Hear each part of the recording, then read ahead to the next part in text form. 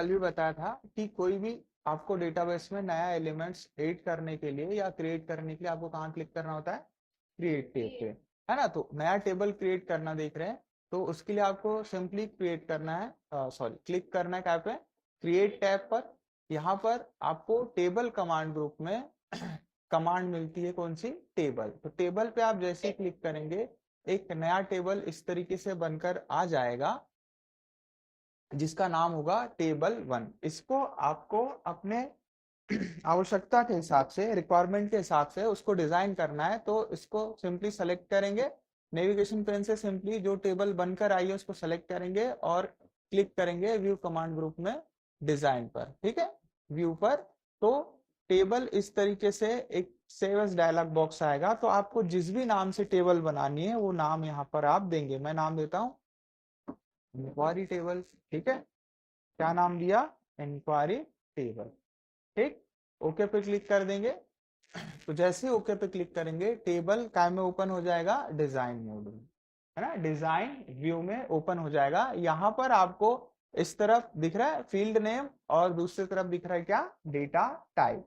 तो inquiry table में कौन कौन सी फील्ड होनी चाहिए और कौन कौन से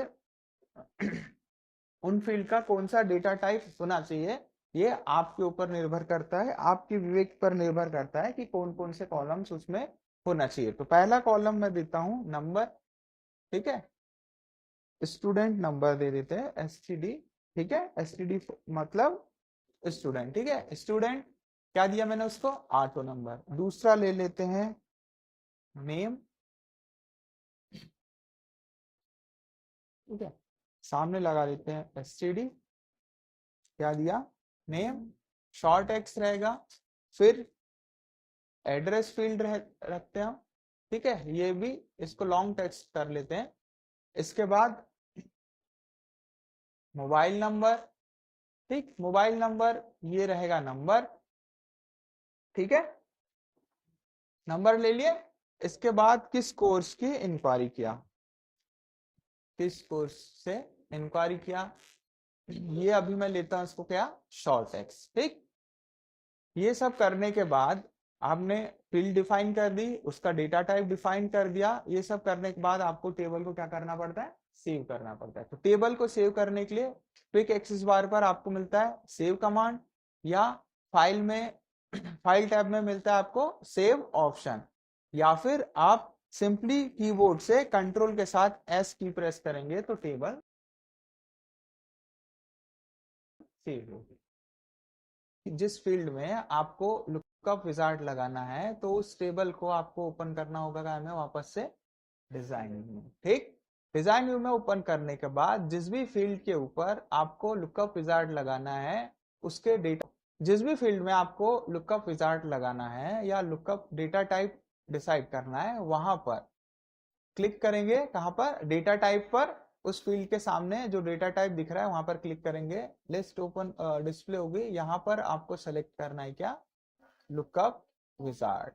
तो लुकअप विजार्ड जैसे ही आप सेलेक्ट करेंगे इस तरीके से, जैसे ही आप लुकअप विजार्ड सेलेक्ट करेंगे इस तरीके से लुकअप विजार्ड ओपन हो जाएगा, हो गया, ठीक। यहां पर इस विजार्ड में आपको दो ऑप्शन दिखाई दे रहे हैं, I want the lookup field to get the values from another table or query। That means कि जो वैल्यू फील्ड लिस्ट में डिस्प्ले होगी वो वैल्यू किसी दूसरे टेबल से आएगी या क्वेरी से आएगी, ठीक है। आपको ये ऑप्शन सेलेक्ट नहीं करना है, हमको दूसरा ऑप्शन सेलेक्ट करना है, I will type in the value that I want, मतलब जो वैल्यू मैं चाहता हूं वो क्या करूंगा, मैं टाइप करूंगा, ठीक है। सेलेक्ट किया, नेक्स्ट बटन पे क्लिक करेंगे, इस तरीके से किया, नेक्स्ट बटन पे क्लिक। यहां पर अब विजार्ड में ये जो कॉल 1 दिख रहा है, ठीक है, यहां पर आपको वैल्यूज टाइप करनी है।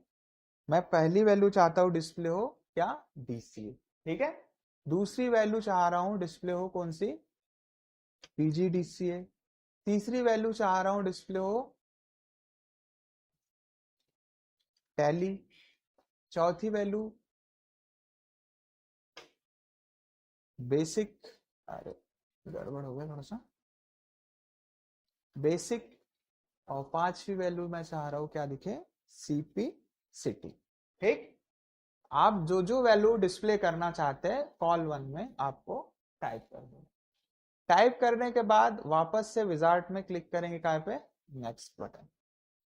ठीक, यहां पर जो भी आ रहा है जस्ट जैसा है वैसा रहने देंगे। आपको नीचे ऑप्शन दिख रहा है अलाउ मल्टीपल वैल्यूज, इसको भी क्लिक नहीं करना है। अगर आप इसको क्लिक कर देते हैं तो 2 वैल्यू आप फील्ड में इंसर्ट कर पाएंगे।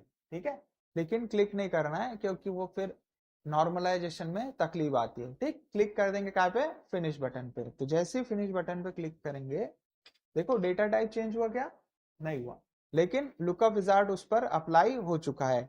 कंट्रोल एस से एक बार टेबल को सेव कर देंगे, या क्योंकि किस बार पर जाके आपको सेव कर देना है। अब आप जब इसको वापस से डेटा शीट व्यू में ओपन करेंगे इस टेबल पे, तो आप देखेंगे यहाँ पर आपको वैल्यू लिस्ट मिल रही है।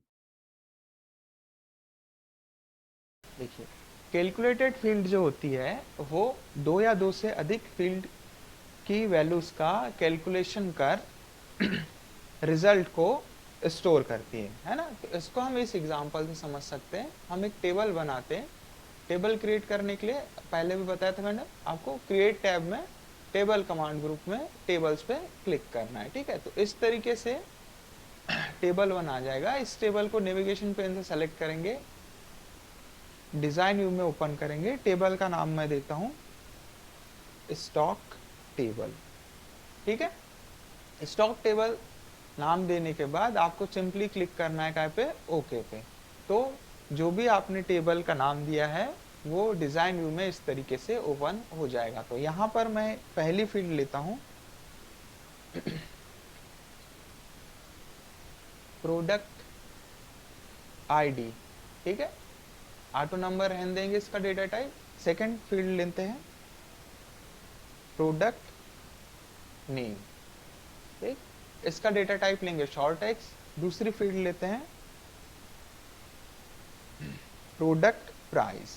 ठीक है, ये सिंगल यूनिट का प्राइस लेंगे हम यहाँ पे। तो इसका डेटा टाइप लेंगे क्या, नंबर, क्योंकि हमको क्या स्टोर करना है, प्राइस। यहाँ पे आप नंबर की जगह पे करेंसी भी ले सकते हैं। ठीक है, फिलहाल मैं नंबर लेता हूँ। नेक्स्ट लेंगे नेक्स्ट फील्ड लेंगे प्रोडक्ट क्वांटिटी, है ना, कितनी क्वांटिटी में हमारे पास वो प्रोडक्ट है। इसको भी लेंगे हम कैसा, क्या लेंगे डेटा टाइप इसका, नंबर। ठीक, नेक्स्ट लेंगे फील्ड टोटल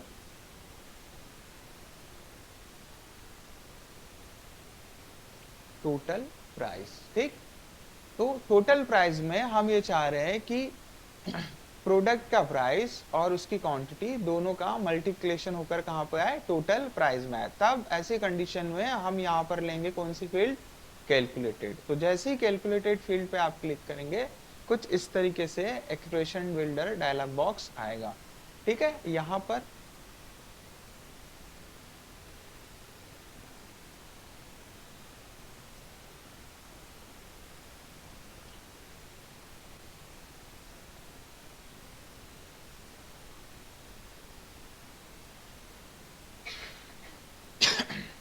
ठीक है, यहाँ पर जो ये टेबल है इसके कॉलम्स फील्ड के नाम दिखने लग जाते हैं, पर यहाँ पर नहीं दिख रहे हैं। ठीक है, कोई बात नहीं। तो यहाँ से देखेंगे हम किस फील्ड का कैलकुलेशन करवाना चाह रहे हैं, प्रोडक्ट प्राइस और प्रोडक्ट क्वांटिटी। तो यहाँ पर हम सीधा टाइप करते हैं फील्ड का नाम। पहली फील्ड कौन सी है, ब्रैकेट के अंदर लेंगे, कैपिटल ब्रैकेट के अंदर, जिसको आप बड़ी ब्रैकेट बोलते हैं। ठीक है, प्रोडक्ट प्राइस,